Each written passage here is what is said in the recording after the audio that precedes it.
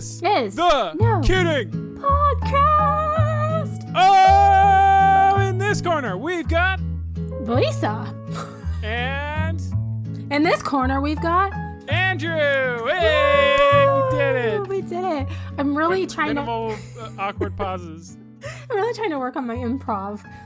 I'm like, it's hard to do when you can't see each other. I feel like there's like an element missing without that visual. But I think. Well, also I have that no stop mentality. You know, they always in improv they're like yes and. Yes, and. But I'm like no. Stop. So. What's new? What's going on? You got a tough audience. Yeah, I know. I'm cracking open a brewsky, Lisa. Oh, a brewsky. It's that kind of night. What's okay, on. okay. Guys, get ready for some fun. You know what? I've still got beer left over from my wedding. Are you serious? You're still trying to get through it? Well, it's kind of nice. That help. It's kind of nice Trust that me. you keep it. Like, you get to keep it. So that's good. Mm-hmm. I mean, I guess it would have been more wasteful, but I wanted to get a keg. Unfortunately, our venue didn't like that idea. Oh, okay. Well, yeah. What are you gonna do? A little too lowbrow for them. I mean, I guess. I feel like kegs are nice, but then there's also keggers, so it could go either way. It really could. Yeah, it depends on the clientele more than anything. Exactly. It's the people, not the beer container. Anyways, so yeah, that has been quite an odyssey. The tales of my matrimony. But okay. I feel like also since even before that, we've been talking about me moving into my house. Right. And what's the status of that? every week we're like, oh yeah, it's coming. I heard you were buying some paint today or something, so yes, that's a good sign. I'm painting. Yes. Uh-huh. That's the final touches right after this. You can't really do any more work or you're going to mess up your paint job. Exactly. Yeah. Yeah. It's really just floorboards now, or what do you call those? Baseboards. I tore out all the baseboards and put in new floors. So. Okay. So you didn't have to after I'm painting them, just going to nail in some baseboards and I'm pretty much good to go. Awesome. And then I mean, there's a lot of other stuff to be done, but I'm good to live there. Right. At that point. So now, do you, I know a lot of places who do renovations and stuff. And maybe this doesn't apply to you because it wasn't like a total overhaul, but do you have to get a clearance for living conditions? Like, no, okay. no, I didn't do that much changing. I knocked down like a wall and changed the floors, basically. Okay. That's what's taking all this time. It's wild to think about, but it's true. It's a lot. Like, you'd be surprised. A lot of people, I think, at this point in the future know that any kind of construction is going to be 10 times worse than what you thought it was going to be. So that's kind of my impression. Especially during COVID. Yeah. At least you don't have any windows to install because apparently those are on back order for like 6 months to a year. I got nice windows, man. That was a good one. That's good. That was a good get in my purchasing. Oh, good. We have all brand new, like argon sealed, argon lined windows. Good. Oh, super efficient. Now, so I learned something about water heaters randomly. Okay. So I'm just going to throw this out there in case it might help somebody. But so water heaters, I don't know if you know this. Don't need them. You don't? Well, if you get the tankless ones, but go ahead. Do you have a tankless one? I don't. Oh, okay. So apparently, like, they only last about 7 years. Like, theoretically, you're supposed to replace them every 7 years. Bummer. Or around there. Or, like, because they erode and whatever. But a lot of people don't know this. There is a part inside of the water heater that is put in there specifically to, I guess, be like a magnet for corrosion. And so... Oh, like to suck up all the metal particulates and stuff? Yeah, so it's supposed to, like make your tank last longer because all the erosion kind of like goes there first and then it disperses. However, it's replaceable. So like you're supposed to replace it like every 2 to 3 years. And if a lot of people don't know that and then they don't replace it, and that's why their water heaters like go bad faster. So it's a part that it's like you unscrew it at the top and it pulls out. It's like a rod, and then you just buy a new one and put it back in and screw it in like every 2 to 3 years. And it's supposed to like expand your water heater life for another, like 10 to 15 years or whatever. So gotta admit, never heard of it. Yeah, so I didn't either. So I forget what the name of the part was, but I'll try to find it. Water heater rod replacement something. Yeah, it's like what is this thing? An anode rod, ANODE. And I guess you can get them at Home Depot. So there you go. They're Interesting. They're $29 at Home Depot, and you just like replace that. Reminds me of like your transmission. Like your transmission has a magnet in it to get all the bits of your gears that get ground out. Yeah. And I guess another thing that a lot of people do that I didn't know you could do, but you could drain it. But a lot of people don't drain it the right way to get the gunk out because they just like full on drain it. And you're not supposed to do that. You're supposed to put like pressure inside of it as you're draining it. So it kind of does like a flush where it goes flush and then it stops and then flush and then it stops. So it's supposed to have like pressure every, I don't know, little bit so that it's not, so it basically pushes things out rather than just drains it. Because if you just drain it, all the gunk just goes down to the bottom and then sits at the bottom of the tank and then it erodes the bottom of the tank. And that's when you get leaks and stuff. So if you do ever drain it, there's like a specific way. So just YouTube that. Okay. Which I assume 90% of people would do anyway, but that's just some, I've drained my... it's already happened to me. I've drained the water heater and not done that. Oh, well, okay, there you go. Well, sorry about that. Well, it wasn't to flush it out. I just needed it to be empty. Oh, okay. Well, I guess you're supposed to do that to like flush the gunk with it because otherwise, I guess it just goes down to the bottom and then sits. I achieved the goal of emptying it. I'll tell you that much. Okay, well, that's good. Yeah, so homeownership 101 for you guys. I've been like 1-0 on project weekends. It's been going good. Oh, okay. It's really satisfying when you have a week, like you set out to do something in a weekend and you finish it. Yes. That's nice. Oh. That's a satisfying feel. You walk out and you're like, you bump into people in the grocery store and like, hey, watch it, pal. And I'm like, you don't even know what I'm capable of. No, you watch it. I'm on a mission. Yeah. Yeah, that's good. You're like, I am like a god among men. All y'all around here just watching TV shows all the time. Oh I'm getting things done. Wow. Yeah, that's such a good Feel feeling. pretty self-important. Yeah, you do. Like when you're in productivity mode, watch out. You know, nothing can stop you. So, do you have a garbage disposal? No. Oh, I asked the electrician if one used to be there because I saw there was like you can get one of those plates that goes over like where you'd put switches. Yeah. There was one of those like right above the sink. Yeah. And I was like, oh, that used to be maybe there's wires for a garbage disposal, but he was like, no, it was probably a light. Probably had one of those like overhanging lights and then somebody took it out. I see. Okay. Do you plan on getting one or rough. No? They're pretty nice, I gotta say. I mean, I don't. Why? What you got for me? Well, I mean, I just had to not replace it, but we thought we were going to have to replace it because we had a jam, a little one of those little tiny, like the butter knives. They're very small, and they have like a tiny handle and a tiny the knife part, whatever that part's called, the steel part. Blade. Thank you. It's late. Anyway, they came apart. So like the blade came off of the handle and fell down there, and the blade got jammed between the gears. And we could not get it out, even when we did all of the things. Like, so there's a button underneath that you push, and it rewinds the gears. It like moves the gears so that it helps unjam things. And interesting. We unscrewed the whole thing, took it out. We were trying to like get it out with, just another knife or whatever we were trying to get out. So I thought there's just no way this thing's coming out. It was so jammed in there. But then Mike did his magic and got it out. I guess we didn't do let me rephrase that. I didn't do the jam reversal, like the gear reversal enough. I guess he did it a couple more times and it came out, which is thank goodness because they're kind of expensive. They're like $200, I guess. So anyway, we learned about that whole process. And since then, I've bought a garbage disposal strainer and stopper that is magnificent. So like if you have a garbage disposal, I highly recommend getting one of these things. It's called I think it's more kitchen gadgets. Oh, this yeah. is like straight out from this last thing episode. Is perfect. So it goes in your garbage disposal or like the sink, like the hole that's at the bottom of your sink. And it goes in there and then you can turn it to close it or open it, which before we didn't have any way to stop it up because we didn't have a sink stopper for that side. And Uh-huh. so, which, not a big deal, but, when you're doing dishes, sometimes it's nice to just like stop it up. But anyway, what's great about this is it's not just a stopper. So you can just leave it in there. You don't have to keep taking it out and putting it in.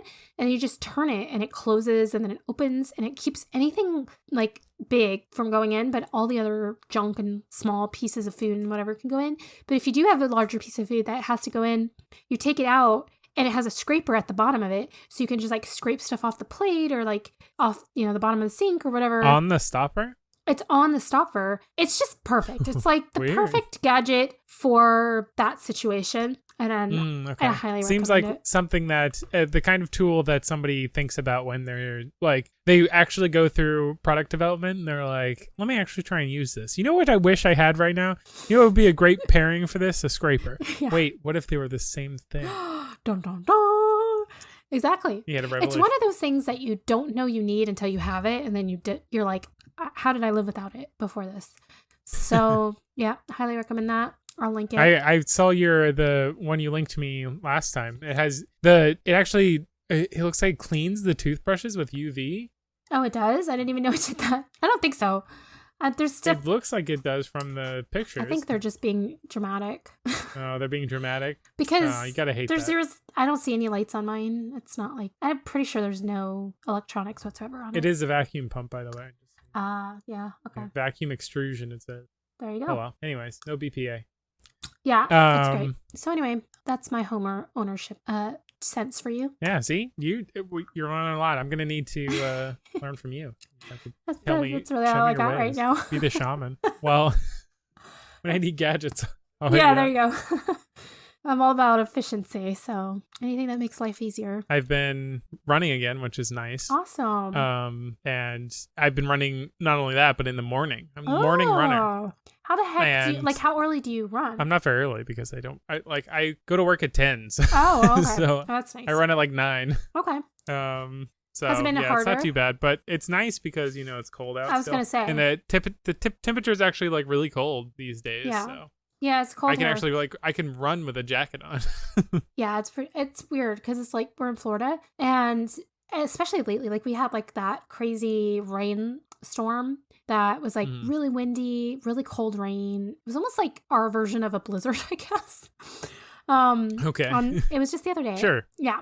And it only lasted like half the day. It was like in the morning and like pretty much half the day. But then after that, it got really cold. And I think tomorrow is actually supposed to be in the 30s, like late, like low, like I don't know. Bringing in that chilly weather. Maybe like the high 30s. Anyway, which for Florida is pretty cold. But I was going to ask because anytime in the past when I've run outside in the cold, my lungs burn so bad. I don't like it. I don't like running. Yeah, I feel the burn, Lisa. Do you feel that or do you like that or what? Yeah. Oh. It burns a little, but like that's good. Oh, okay. It cools me from the inside out. It's internal cooling. Okay. It's so rarely cool in Florida that you got to enjoy every aspect of it, even the burning lungs. All right. Well, I've been doing walks, like lots of walks. So outside. Inside, I have also been jogging, but I've jogged on my treadmill. But as of today, like just a couple hours ago, I hurt my knee. So here's the thing. I've been running, but my knee was fine running. And then I went on a walk, and on my walk, my knee just like stopped working. It hurt. What does that mean? I don't know. It just like hurts so much. Like, so basically anytime I straighten my knee, like when I'm walking and my leg goes straight, pain in my kneecap. I know what you mean. So I looked it up. It's called runner's knee, blah, blah, blah. So I iced it, and I'm hoping that if I rest it for a couple days, it'll be okay. But I'm like, please don't tell me I'm getting old. Like, I don't. Get a knee brace. I mean, I get that. You do? So okay. Yeah. So it goes away. It's not like forever. Yeah, yeah, you definitely don't want to keep doing that where you like stand straight and hurts. Okay. Yeah, I'm like, it's tender still, like to the touch. It's like kind of soft, but it definitely hurts worse when my knee goes straight. Ugh. Yeah. I mean, that happened after because like when I was first running back before my floors were getting put in, and I had to scrape all my floors because they had paint all over them and stuff. Yeah. And so I had to go around and clean all my floors, basically every inch of them. So I literally got like some of those knee pads from Lowe's, and I was scooching around on my knees for like a whole day basically. And then I was also keeping with my running routine and also carrying heavy tile through my house. Wow. So I ended up with kind of a bum knee. Yikes. Similar situation. Yeah. So Okay. I would definitely suggest a brace, just because I feel like it keeps it stiff, but like also kind of bent a little bit. So Oh, I see. helpful. It like prevents it from like straightening fully, straightening. when you're running. And also, at the very least, it just reminds you because it's there all the time. So, half the damage you just do yourself because you're like, yeah, what? Like you get up from your chair and you're like, my knee's fine. Why wouldn't it be? And then you're like, oh, that's right. Yeah. It's not fine. True. So you're suggesting wearing it all the time, not just like when I'm working out or running or. Yeah, I mean, I wore it for like a couple days, until it stopped hurting so much. Okay, I think I have one somewhere because I did hurt my knee, and I'm wondering if it's the same one. But it was a long time ago. It was like when I was in my 20s. It was like so long ago. feels like so long ago. Maybe, yeah, probably like 20 something. Yeah, I stopped running because I felt like my body just was like kind of falling apart from all the impact. Well, it wasn't from running. I heard it actually on one of those leg presses in the gym. Yeah. I've seen some bad things. It was, I don't know what I did, but it hurt. Like I heard it. And I wasn't even at home. I was like on vacation. So it was like one of those gyms like while you're on vacation. And interesting. And then I went to the doctor because it wasn't healing. And I went home and back then I used an elliptical like every day to work out. And anytime I got on the elliptical, it would hurt like pretty much all the time. So I'm like, oh, I really did something bad to my knee. So I went to the This is not good. I know. So I went to the doctor, and you know what the doctor told me? He's like, well, when does it hurt? And I explained, I was like, well, when I'm, jogging or when I'm walking fast or when I'm on an elliptical or when I'm doing certain like I'm doing anything active or much, fun. Yeah. And like maybe occasionally like if I move a certain way. And his answer was, well, just stop doing those things. And I was like, he's like, well, there you go. Really? Okay. That's your advice? Okay. Not like rest it, ice it, take some time off. Like, let's see how you feel in a week. Have some PT. Yeah. Maybe if it still hurts after that, we'll look into like PT or something like that. No, it was just like, well, just stop doing those things. I'm like, but I do those things every day. Like, I'm just supposed to like, what? That's your advice? That's not your life anymore, Lisa. Your knee's gone. Give it up. It's gone. That's exactly what he was like. I was like, I don't think you understand. Like, he's like, I don't think you understand. So it's dead. Yeah, I never got treatment for it or anything. So I don't know if it's the same knee, but I did just I feel like doctors can be the worst. Sometimes you just go in and you're like, I got a problem that's like actually a big hindrance to my life, and they're like, yeah. I'm like, what do you mean, Like, how do I fix this? And they're like, oh, I mean, that happens. And I'm like, I know it happens. It's happening to me right now. And they're like, well, deal with it. I don't know. What else do you want me to say? Thanks for coming in. Here's play $60, and I'll see you in a week. Yeah, and then like if you push them, they're like, well, I don't know. You can go to like a specialist, I guess. And then they start writing something in their little chart, and I'm like, what are you writing about me? And they're like, it's like demands to see specialist. It's like that Seinfeld episode of when Elaine in her doctor chart they were difficult and then she couldn't. I bet they do. She couldn't go to any other doctor because they would like talk to each other. They would look up her chart and be like, "Oh, she's." Yeah, you get like blacklisted. Yeah. Yeah, I actually have a friend that said that they looked at their chart one time and it said something about them being like anxious, and then he's like, "I bet that's why none of them think that. None of them take me seriously." That's true. Or like hypochondriac or something, like they wrote something. I actually did have in my chart, because I used to never go to the doctor. I hate going to the doctor, and I would get kind of anxious about going to the doctor, so it was like something I just never did. And I told my doctor one time, I was like, they're like, well, hey, you haven't been here in a while. And I forget why I went. It was for some real serious reason. I was like really sick or something. And I was like, yeah, I only come if like I feel like I'm either dying or I can't get better or something like that. Like other than that, like I don't want to go to the doctor. I don't like going to the doctor. And I remember they put that in my chart because several years later, I went back to the doctor for some reason. And the doctor actually said, oh, it says here in your chart that you don't like going to the doctor. And you're like, what? That was in confidence. So, and actually recently, like not last year, but the year before, I was on the same insurance for forever, like since I first got on my own insurance. So like 20 or whatever, like 18 or 20. And then I was on the same plan up until recently. So it's a long time. So anyway, pretty consistent. Yeah. But for whatever reason, they got rid of my plan. And of course they've changed since then to this whole like marketplace stuff. And so if you want like private insurance, it's more challenging to get on that. And that's what I was on before. So I was like, I want something comparable. Anyway, so I was like going through the process of trying to get a new insurance, and they denied, like the first one I tried, it was a really, like good insurance or whatever, that they denied me because of things that I had said and like they put on my chart that were not an issue for me anymore. It was just like something that I was, because when you go to the doctor, sometimes they ask you like, when was the last time you had a headache, or like, do you ever have trouble with like, do you ever get blurred vision, or like certain things they ask you.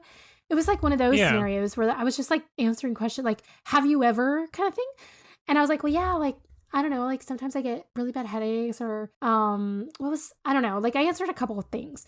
And they denied my insurance because I said that I had some of those things, and they said like that could be a potential problem in the future. So they didn't want to put me on the insurance. And I was like, are you kidding me?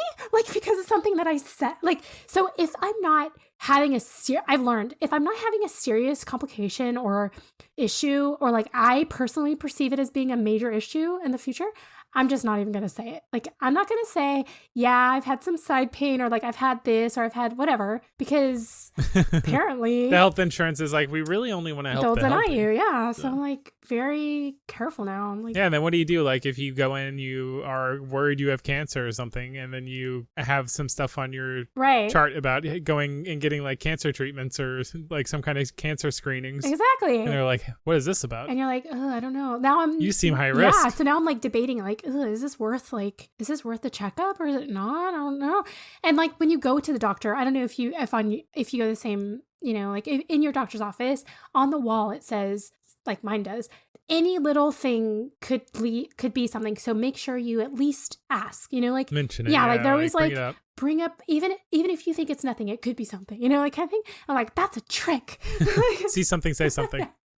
So I'm like, oh. Well, I mean, they don't want you to stop getting health insurance because that's what gets you to come in. True, I know. But they also, so the doctors might want to treat you if they care enough, but the insurance company definitely doesn't want to cover you. Yeah, so from now on, I'm just going to be like, I'm either going to really weigh whether what I say, or I'm going to say to the doctor, like, hey, like, unless you think this is something you need to write, don't, like, please don't. Like, give me your honest, true opinion on this, because, I'm sure they know the drill, so whatever, but... Yeah, like, they're like, hey, give me a wink if you've, felt heart palpitations. Yeah. You're like, wink? Very interesting. Okay. Yeah, anyway. So, what else is new? I beat Halo. Yay! Good stuff. Congratulations. You excited? Yeah, it's been like, 50 years? Halo Infinite. Oh, this is a new one? Okay. Yeah. Okay. It just came out before Christmas. Oh, okay. Well done. Excellent. I'm proud of you. You liked it? Was it? It was a very refreshing take on Halo because, there's been a lot of Halos and stuff. And, there's definitely a ingrained formula, and they were breaking a lot of barriers, but also bringing back a lot of interesting nostalgic elements while also adding in some really wacky stuff like grapple hooks and open world level designs and stuff. So...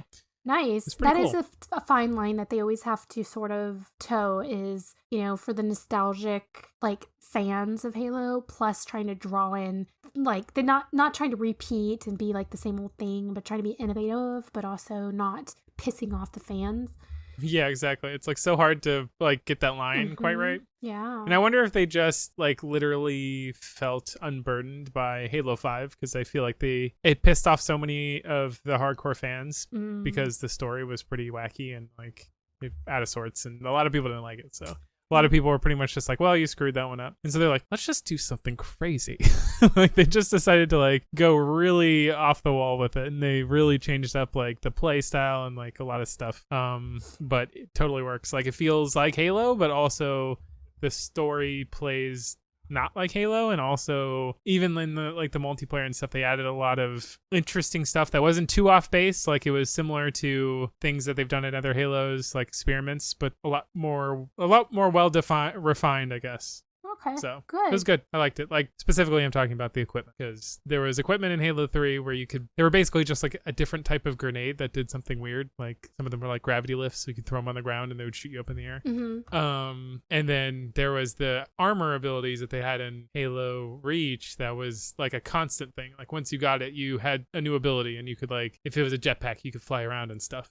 Okay. And it was just like, oh, well, that's a new thing. But it was kind of weird and like that somebody could just get the jetpack and now they could fly forever. So this is a little more interesting one where they're limited use items, but they have like more than one use. So like a shield wall that has like 3 times you can throw down a shield for yourself. It's kind of nice. Yeah. All right. It's interesting and different and kind of like switches up the gameplay a little bit and the mobility is a little different. And it just feels refreshing that it was a game that wasn't afraid that has a long legacy and they weren't afraid to try some radically different things. That's good. Yeah, it's a nice balance. So apparently they said that like the Halo TV show is supposed to come out early 2022. So I'm excited. I mean, who knows? Could be terrible, but I'm excited. Yeah, I mean this has been a long time coming. I think that's the crux because like it's the same thing with the James Webb telescope where everyone was like, oh, this is taking forever. It better be epic. I mean, they had a lot to live up to. It better be good. Yeah, so like now they're like, well, is this really going to be epic? I hope. I don't know. I remember they were originally talking with like, who were they talking with? I think like Neil Blomkamp and Steven Spielberg and like I think a lot of different people about doing like a movie for Halo.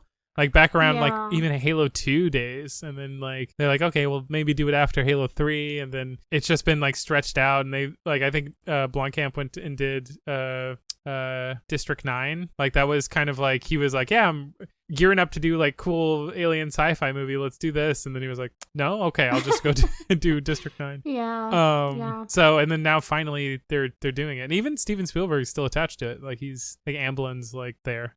Oh, really? I didn't know he was like part of it. Yeah, I think he's not like, I think he's like an executive producer or something, not like the director. But yeah. Cool. Paul Schreiber is the Master Chief, which is going to be really weird that Master Chief's going to have like a face and stuff, that's always the hard thing about like bringing fandom to life, like in books or video games, I guess in this case. But when you already kind of have your own perceptions of things and then you have to see what their creation of it is going to be, if it's going to match kind of what you had in mind. Yeah, because I mean it was definitely like from the get-go, like Joseph Staten, like one of the original creators, like I remember him talking about in like the behind the scenes how like Master Chief's character is very much like that protagonist trope of like an empty vessel that's meant to hold you. Like once you get like whoever picks up the controller, like you're Master Chief. Like it's not about like him as a character. Like he's always been kind of like almost said nothing, like had like very minimal reactions to things because they like the original design was like you're supposed to feel like it's you. Like you just fill in whatever you think you would have said in that moment, right? Yeah. You just think like I would have done this. But yeah, then now obviously more since the games have gone on so long and they've needed to do more like narrative driven content and stuff. Like Halo Infinite had so many voice lines, like the most voice lines I've ever heard of the Master Chief. And I mean, it played well. I mean, I think at this point the Master Chief has an established personality. Yeah.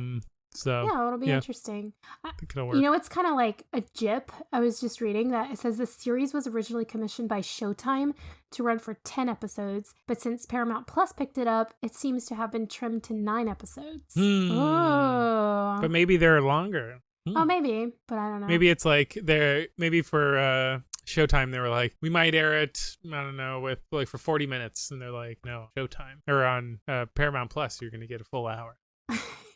Who knows? Yeah, I guess. Hard to say. That's true. I don't know. But I'm pretty upset that I don't know. This isn't really a spoiler for you, I guess. The final, like all of the Expanse is out at this point. Like it's over. Oh, really? I didn't know that. Yeah, it just ended like really recently. So how many seasons does it have? It has 6 seasons. 6. Wow, that's a lot. Oh, yeah, it is pretty good. But I'm a little upset that they only gave him a half season for the 6th. Oh. It was only a 6-episode run. Yeah. Instead of like their normal I like hate 10 when they or whatever. do that. That sucks. Yeah. I mean, like it was actually the last episode or the last season. Like they were planning on it in wrapping up here. Okay. So do you like how it ended? Yeah. Okay.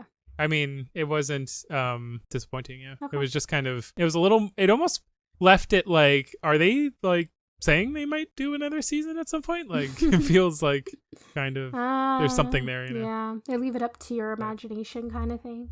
Yeah, like what could happen next? Right. But yeah. So Well, I mean, I appreciate that kind of thing. well, that's good. Well, I'm actually on episode 5 now.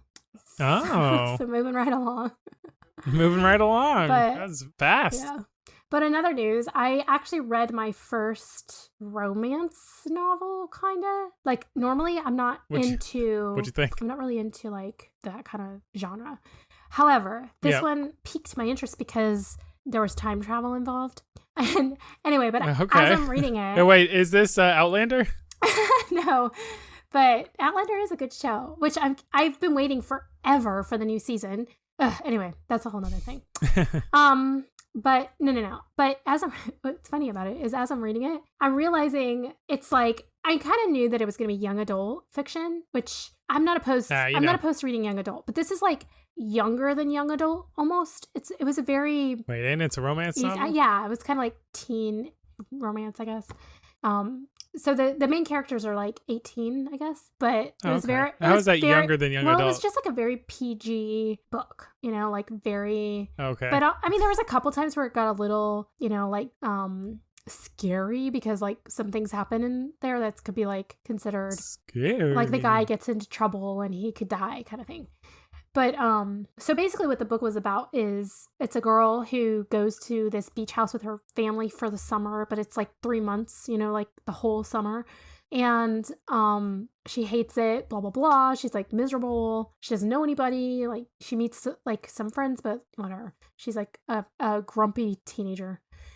And so there's some party and she's whatever pissed off at her family, and so she goes down to the beach like teenagers do. Teenagers are, and she goes down to the beach and she's watching the moon rise, and then there's like this flash when the moon hits, like comes all the way up, and she thinks it's just like the moon coming over the ocean like quickly, and she's like whatever. But then it's like the reverse of that what happens at sunset when there's a green flash. Yeah, like in Pirates of the Caribbean. Exactly. But it's the moon and it's night and blah blah blah. So like she blinks because it's a flash, but then when she opens her eyes again, it's like there's a boy, man or whatever, standing at the so she's like up sitting on the rocks and he's down at the ocean like walking, and she's like, oh, I didn't think anybody else was out here. I never saw anybody. Now I see somebody. Turns out, long story short, this guy is from the past. He's from 1920 and she's from 2015. And they figure it out as first they hate each other. They're mad that they're on the same beach, whatever. Then they figure out somehow like that they're in different time zones. Then they try to figure out why they're in different time zones. This whole time they like fall in love. That's the romance part. Anyway, he's in trouble. Yeah, I mean, she's got to show him the new world. But, gently. Yeah, like I seriously dislike her character. So that that's like a prerequisite to all protagonists, right? That they're kind of unlikable. She's like the worst teenager, and I'm so annoyed. But in the end, it turned out to be a pretty good book. It was an easy read because it was obviously like meant for like a 12. I don't know. Maybe like 12-year-old? No, but maybe like 15, 16 to 18 probably, really, if I had to say. But it was a good read. It was enjoyable. But I liked the time travel aspect. I liked, like his life was in danger because like she's like, no, I'm not going to see you anymore. But then she couldn't handle not being from being away from him. So she's like, I guess if I can feel close to him, I can look him up. I bet I can find some information about him. She looks him up, finds out he dies like in like 10 days. So then she's like, no, I have to warn him. And then the rest of the book is like them trying to figure out why he dies or how he dies. And, and they spend anyway. Classic. So it's like a mystery / love story, but it turned out to be better than I thought it was going to be. So nice and PG. And what was great about it? It's like, what? I was just gonna remark on how PG it is. Oh yeah. Like, is it like I knew I was in love when he held my hand? Yeah. And like they kiss, and that's like pretty much like them going all the way. So. And then it like fades to black, yeah. And then it's like, whoa, oh my god. We'll imagine how the rest of the kiss went. Yeah, it's like, oh. It's too graphic for this it's chapter. Getting too heated here. This is a classy novel. Yeah. But what was great about it is excuse me, found it in one of those bargain bins. Well, no, like like when you go to the park or you walk along like down a street and there's those books that you leave and then you exchange, like you put your own book in there. So it was like a free. Yeah, like leave a book, take a book. Yeah. Community library thing. So it was free, and so I'll put it back. And I wish what people should do. Did you feel really bad about the book you left at that point? It's like, wow, this is so PG, and I left like Anne Rice, Interview with a Vampire. No, I left Where the Crawdads Sing. And what the heck? What is that book? That actually is kind of a romance book too. It's actually a really good book. It's really good. I don't believe you. No, it was like it's too absurd of a title to be. It's one of the better books I've probably ever read. Not like the best book I've ever read, but it's up there as like I would recommend it to people. It's a good book. But mom's reading it now. I think like she has it. So that must be where I saw it. That was what I was gonna say. I like for those places where you put a book in and take a book. I mean, I don't think I should start this because it's kind of like defacing a book. But I feel like people should put reviews in the book, Oh, well, you just put a card in there. Oh yeah, you could put a card. That's true, like a sticky note or something. Say like, hey, I read this book. You could create these and then popularize them and then sell them on Etsy. A bookmark that has like a review system on the back of it, and it clips onto the book. And then it says like it has a little space for each, like whatever, like 5 people. Yeah, I think 5 people's enough for the opinion. Yeah, 5 people's good. True. Yeah, just to like get a feel for like age range, if it's 4 stars. I don't know. But then I also started reading a book called "The Proof Is in the Plants," and it's a book about how science shows plant-based diet could save your life. And it's really good. So I actually bought one for mom, and I'm going to give it to her to read. She's like halfway there. I know. Just eats roasted vegetables basically, all the time. Yeah. So I was like, she might be interested. Well, but just because like she cuts out so many other things too, like so many other, nutrients and stuff. So I thought this kind of like shows what those things that she's cutting out could help. With so like the balance. Yeah, the balance basically. So it's hard, especially with any diet, but like plant-based diet. Yeah, like nuts to make sure that you're getting everything you need. Right, exactly. So it kind of like it talks about the all of the different aspects and like how you can get proteins and different nutrients and like how salt adds, but like how to balance that intake, because obviously salt is at some point bad, but it's also good for you in some ways, and you need it to live, things like that. Like it's a very and I like it because there's like it's not just like a textbook. It's like they have charts and they have like sections, so it's an easier read than just like science, like a science book. So anyway, I like it. It's not just a medical paper, right? So but the thing is like on mine, I bought mine as like a Kindle, so I'm reading it like on my Kindle or my iPad. But mom's, I bought it the actual book, and now that I have the actual book, I'm like, oh, this is nice. Like, because with the Kindle, you have like it gives you the charts and stuff, but it's on like a separate PDF that you have to look at. Like it's not within the text. So like in the book, you can actually, it's easier to reference quickly and like compare the reading to the. I don't know. I do kind of, and you can highlight it. Well, I mean, you can highlight Kindle too, but I don't know. I kind of like the physical book, but it took forever to get here. I ordered it like over a month ago and it just got here. So that's always fun. And then you get something in the mail and you're like, what the heck is this? Exactly. You open it and you're exactly. like, what? Yeah. That's exactly what happened. Like, oh yeah. Yeah. So I don't know. If I feel like it, I'll get it. But anyway, other than that, I've been watching the new season of Cheer, which, not everybody's into. Cheers? No, it's Cheers is great. The newest episodes of Cheers. Yeah, from forever ago. Cheers. You guys, have you watched that through? Because no. Oh, you have to. It's such a good show. After you watch finish Seinfeld, yeah. Cheers is one of Cheers is up there. It's retro TV. Yeah, no, go for it, because Cheers, it's like up there with Seinfeld. It's like one of the best shows. It's so good. Anyway. I mean, every time I walk downstairs to get in a bar, I'm like, cheers. No, it's funny. It's good. You'll love it, I think. Anyways, no, but this one's Cheer, like the cheerleading docuseries. It's like, so season 1 came out, I think like last year maybe, or the year, I think it was in 2019 maybe came out. And anyway, so the new season just came out recently, like this week or last week. So yeah. I've been watching that. What's that about? It's a docuseries about a cheerleading team that goes to, it's like a college team, but they go to nationals and they compete in Daytona. And like, oh, so relevant to our locale. Kind of, yeah. So they have like this big cheerleading competition. So it's like follows the team and like the individual cheerleaders and the coach and what they go through to prepare and the drama. Sometimes there's drama, but of course, yeah. I mean, they're all they're characters. So but this season is like way crazier because, well, first of all, they also now they're following their rival, which is in the same, they're both in Texas, and they're following them, and then also this legal stuff comes up because one of the cheerleaders gets arrested for like a crime, sexual, like basically he was eliciting, like targeting young kids for sex or whatever. And it was kind of a big deal because he was like a major like person from the last season, and he was like a lot of people loved him because he was the hype guy, and he was like super friendly and everybody just like loved him, whatever. And he became very popular, and so it was kind of a big deal. So they had a whole episode just on that. And then obviously like the dynamic between the two teams, like the rivalry, so to speak, and like how some cheerleaders tried out for one and didn't make it, so had to go to the other, and just like the lore of the two and the history of the two. And then like it follows there's some new cheerleaders that are on the team, it follows them.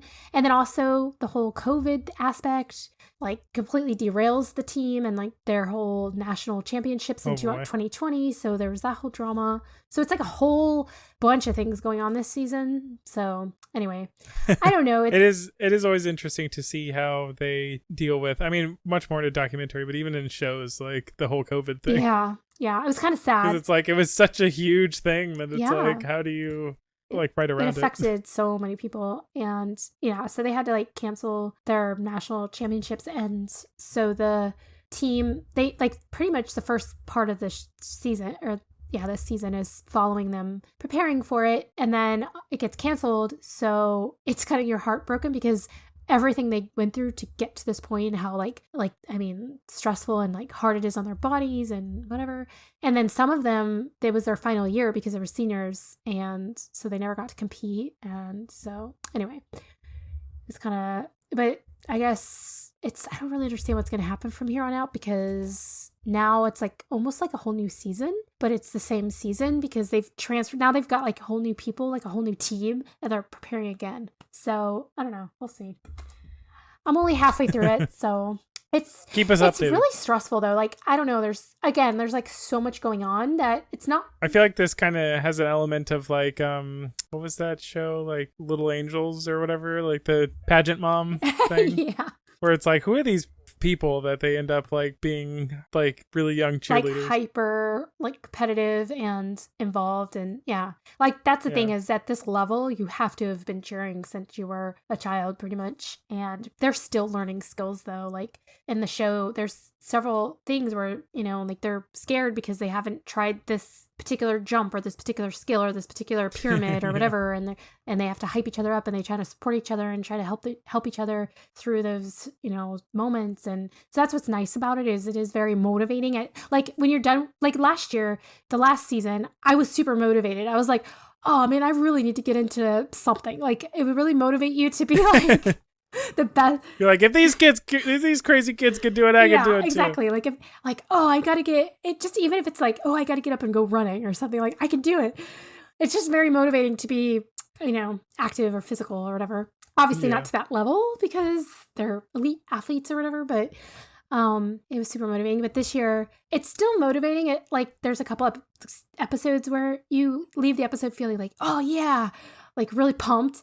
But then there's a lot where you're just like, there's lots of drama and there's lots going on where I'm just kind of like, oh, like what's going to happen next? Like this is drama to the, and it's like, I'm not usually into like drama stuff. So I never watch reality shows normally. Like I can't even remember any reality show I've ever watched. So this is very like you're like, I don't know if I can deal with this very real yeah, drama. like this is like before it was just a docuseries following a cheerleading team preparing for nationals. That's what it was. And now this is like getting into everybody's lives and like what's like this guy who's going through this legal battle and like the coach joined, like the coach, because it also shows they gained a lot of notoriety and fame from last season. Like, yeah, I was about to say, there's no way that this doesn't affect, like, this isn't somehow like gas on the fire exactly. to so whatever is that's going a whole on. nother element this season too, is like they're having to do, because now they're all like famous basically. So now they're having like sponsorship deals and like their social media platforms are blowing up and they're having to like all these distractions, and like the coach herself goes on Dancing with the Stars. And so there's all these extra like things going on. And so it's just like, bleh. But I'm hanging in there. There's still that aspect of like their real lives and like what they're going through and like preparing and the things, so that it's still interesting, but there is a lot of drama added to the fire, I guess. So, of course. Yeah. Anyway, it's interesting. It keeps my interest. So that's they've been hitting out of the park with all those. I feel like they just had a really solid block of docuseries kind of stuff. Mm-hmm. So, it's big. It's huge. I do love a good documentary. So, and docuseries are nice because you don't have to sit through like a couple hours worth of documentary. It's like you can kind of take it in short bits. Yeah, that's nice. Oh, and I also watched the new season of Dexter, which like I call it the new season, but it's really like a whole like its own entity, I guess. But I don't know if you ever watched Dexter. New Blood. Did you watch Dexter? I watched the original series. Yeah, I haven't watched the new one. The New Blood series. It was good. That's another one that people are very divisive about the end of. Mm-hmm. Yeah, it's like, how are you going to bring back something after 10 years and make it hit the same as like the original series, but also evolve to where it is like, 'cause he obviously evolves because it's 10 years later. So like, how do you... I think they did a really good job. Yeah. I'm not really... I mean, they had the same problem with like the Gilmore Girls reboot and stuff like that. Like all those like really old show reboots. I didn't know they rebooted Gilmore Girls. Really? Oh yeah. Yeah, Netflix did the Netflix Gilmore Girls, I didn't know that. Of course I never was really a big Gilmore fan, but I did watch some of it, so. But yeah. It was interesting. I remember that season as being like part of the show, I guess. Okay. It melded in there pretty well. Yeah, that's... In my mind. I mean, some people hated it and thought that it was totally weird. I like that it was kind of seasons based. I feel like that show was always something about it felt seasonal. Oh, yeah, that's true. That is true. That was the like one good thing about it. I guess. But yeah. But I don't know like that I'm 100% like I didn't really love the ending of New Blood, but I think that's kind of... They took another shot at it. They took another crack. That was the whole point of like them creating it, was to like giving it a new ending. It was just to be able to give it a new ending, and you're still like, eh. I mean, I don't know. I just don't love the way that... I don't love things about it, but I don't want to like spoil it or anything. So okay. I don't know. It could have been better, but I did like the show. Like the show leading up to that, really good. But it was like that ending, like the whole thing at the end was like. But I'll leave it up to you guys to make your own opinions on that. So. It's interesting that you don't like You more. I feel like You is trying a little bit to be a Dexter successor sort of thing. I did get that. I actually liked the first season. But it was just like, I don't know. I feel like once I started watching the second season, it was like, I felt like, oh, it's already been done. I felt like, I don't know, like there was something that was just like too repetitive that I was like, I lost interest because there wasn't anything new. Even though he was in a new location and like the atmosphere was new. Like, and the whole cast was new. The whole cast was new. Spoiler alert to anybody who hasn't watched You. The story itself was just like, I don't know. It was like, I don't know. I think also I couldn't... It was the same, but totally different. Yeah, the same, but totally... It was like the story was the same. It was like just a different... It was almost like they are like, hey, let's see if we can rewrite season 1. Kind of, yeah. And I think also part of it, and a big thing for me, is like if I can't connect with the cast, I lose interest very quickly. And I think I wasn't able to really connect with the girl, and really pretty much anyone else. Like he was the only one that was like still that there was a connection, but he's also kind of someone you don't like. So Right. So I feel like there's one of those shows that I'm watching it. Every now and then something comes in there where they focus on one of his struggles or something. And I'm like, is this show, are they trying to make me like this guy? Like, are they trying to make me sympathize with this like psychopath stalker? Yeah, and I'm okay with that angle, but I don't know, like. But I mean, it's like they expect me to do it. I guess I do to an extent too. But yeah. I'm like, yeah, dude, that sucks. Well, that's funny because at the same time, it kind of comes back to that cheer thing I was talking about that guy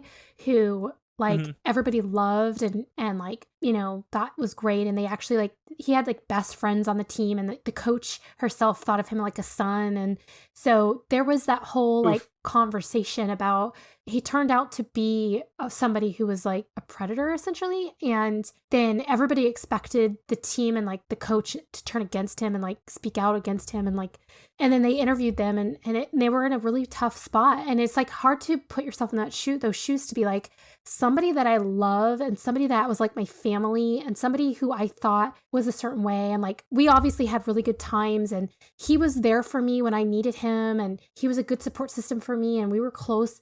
And like, but then he's also this horrible person that was like a predator and was like a psychopath. And it's like, so like, how do you wrap your mind around that? And how do you reconcile your feelings to like, you can't just automatically be like, oh, like I totally hate this person.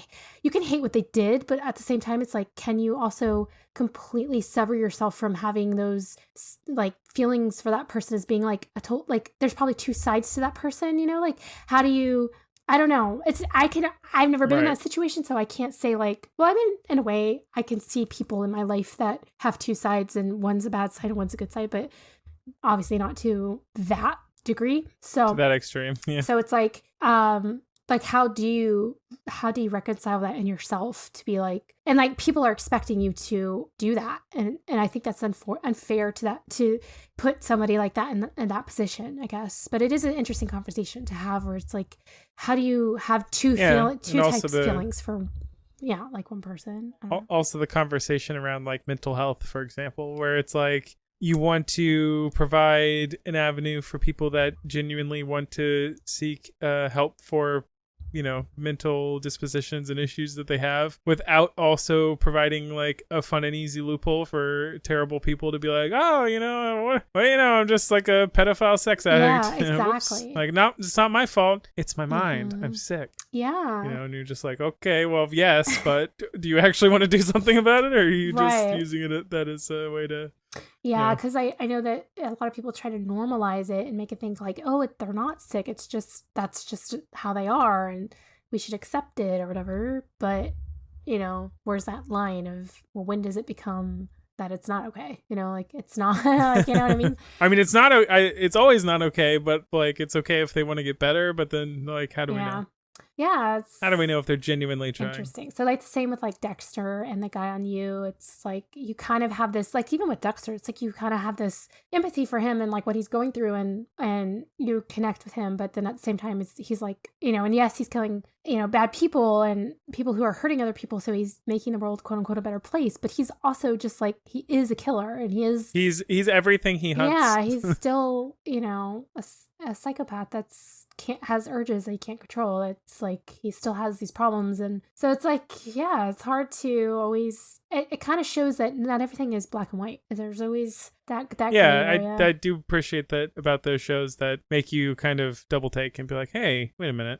Yeah. Okay, well, this is a human being, even though like they're the kind of person that we would describe as a monster. There's still this human element, and there's still this potential for better, like making things better, or like having a better life, or I don't know. Yeah, I will say that is something interesting about the show You, where you're in this guy's head, obviously, for majority of the show, who's like kind of a sicko stalker type dude, and but I mean, obviously, like he thinks of himself as a good person. He thinks he's doing the right thing for these people. He's like, I'm just trying to protect you. And he's also rather methodical. I mean, obviously he has to like have a process and have like rules and have like, you know, be rather intelligent to be able to like regularly break into people's homes and manipulate them. But then you also see the flaws in his thought patterns and stuff when you can see him like blatantly slipping back into like really bad behavior, and he's just like, well, just this once though. Like it's the same thing that you could see in yourself, you know, like when you cheat on a diet or something. It's like, oh yeah, but it's so harmless when you do it. Whereas like somebody who has worse problems,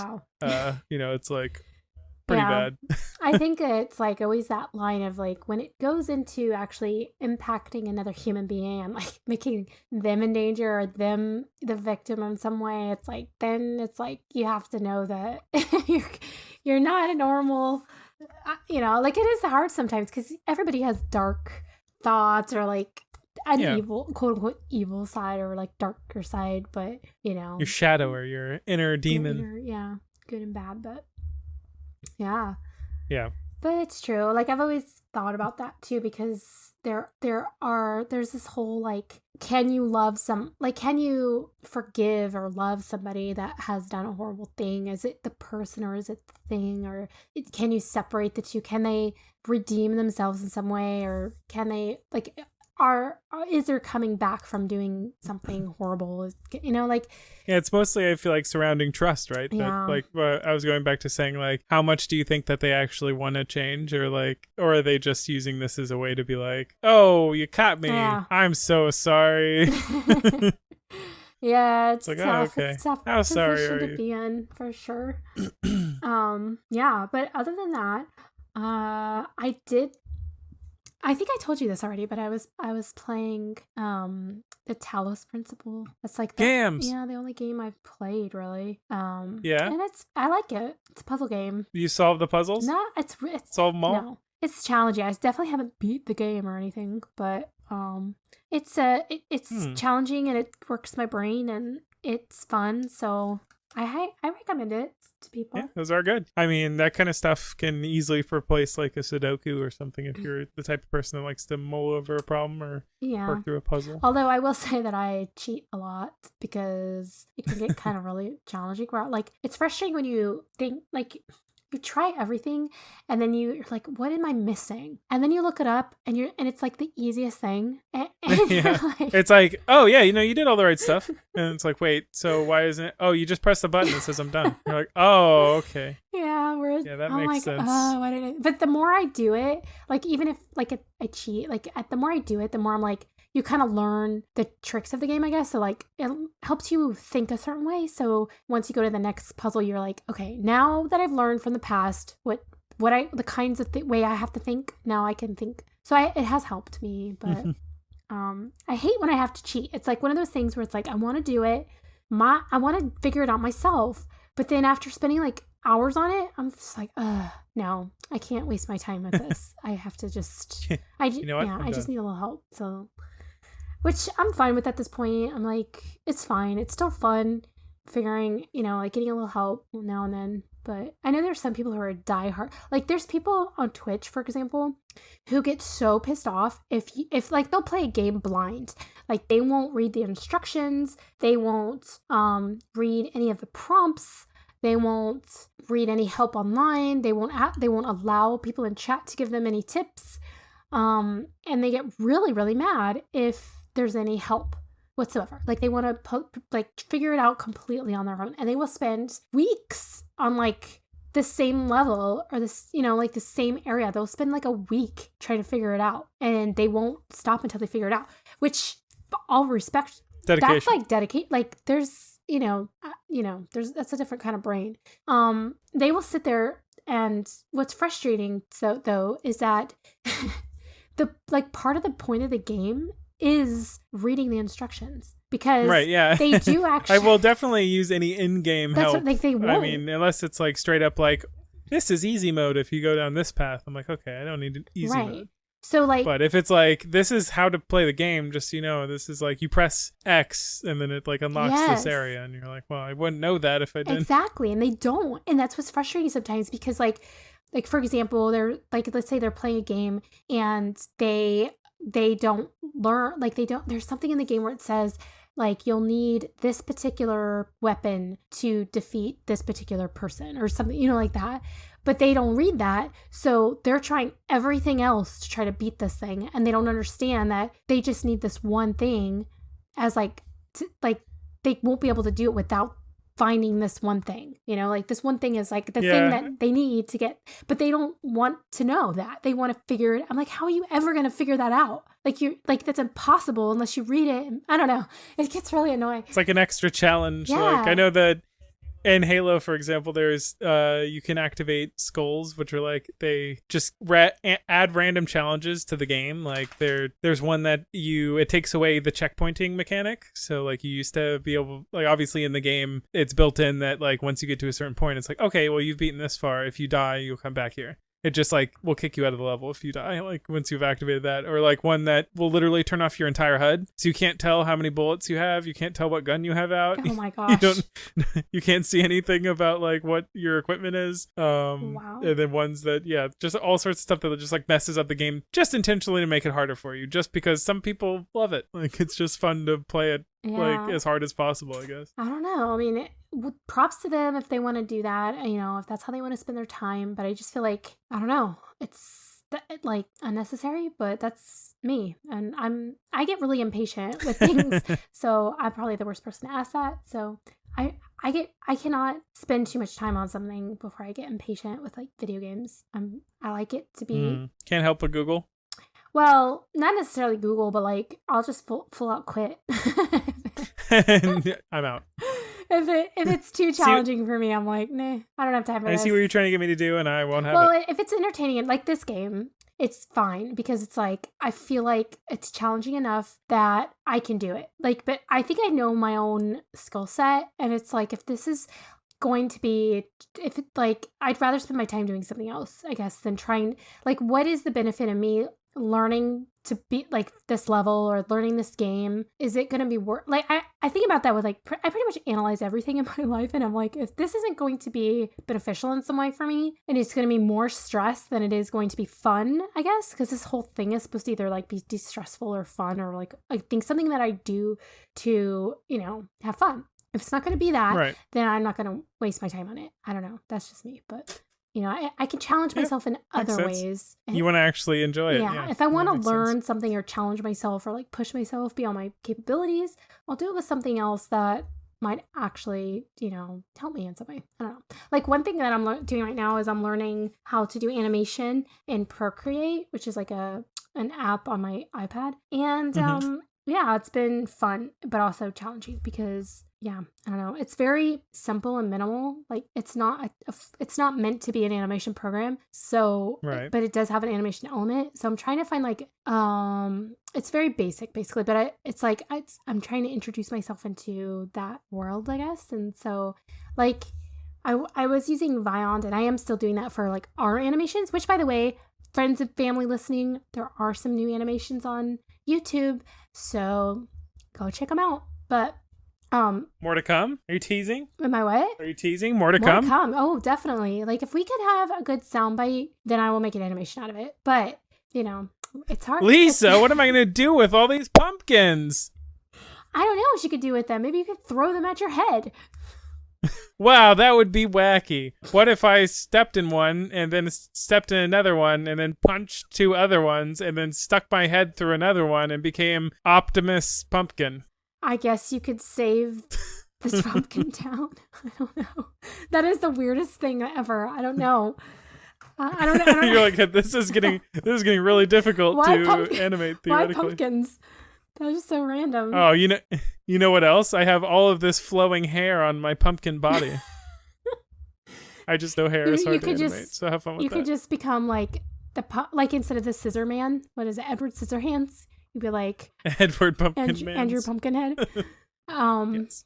But that doesn't sound too scary, so I don't know. Oh, but who has a pumpkin on their head? What's his name? The Headless Horseman. So you could be him. I make a That's been done, so sorry. It won't make it to air. Too bad. Yeah. Copywritten content by Old Fairy Tales. Sorry. So folks, look forward to the upcoming animations, specifically the one where I'm Optimus Pumpkin and have flowing hair. That's neon and changes colors. Oh my gosh, thank you for that. Yeah, that'll be fun. Yep, so there you go. You wanted a challenge. There it is. Thank you. Thanks for that. So that's all. Thanks for joining us for another We episode. appreciate your involvement, viewers, listeners. Maybe you're viewing. I don't know. You could be staring at the little bar increase. Or as we talk. on YouTube, you could be watching the little screen, which is just a little tiny animation, but nothing interesting. Yeah, the little pulse or whatever. Pulse. Yeah, good. But I have to change us to a new season. We're to be in season 3. But I don't. But I don't know when. I think I do that on our first January upload. So I don't know. Most shows don't make it to season 3. I know, but you know what? Season 3 is always the best season of any show. That's where they they found their stride. That's where they connect. That's where everything just is perfect. So I'm feeling it. You're pumping me up. Yeah, I mean we've been really on the ball this year so far. So. So guys. Stay tuned for season 3, the best season of the No Kidding podcast. Thank you, guys. We really hit our stride and record very regularly. Yeah, look forward to that because we're not kidding. Cool. Ever. Nope, not kidding. It's in the title. All right, Bye. see ya. And when we're in the distance, you'll hear this whispered tune. So long, very well, big cheerio. We'll be back soon. So who's gonna break it to him? I can break it down. I can break it down all day. Break. I can flow with the go, and I can jam with the ram, and I can hop with the bop. Go, Andrew, go, Andrew, go, Andrew, go, Andrew. Oh, Starbuck. Hi. Oh. She was very disturbed She by bopped that. you. Bopped you with her nose. Starbuck, the boom doom. Well, I was playing your beat track, so if you're done, I'm done. I've got nothing for the beats. I'm more of a dancer than a rapper. I'm more of a background dancer. Well, then I hope I you were was dancing. dancing, but you can't see that, so Good. Yeah. Too bad we don't have those I viewers. know. We gotta start a TikTok. A clock click. That's my off-brand TikTok. I love you. Bye bye.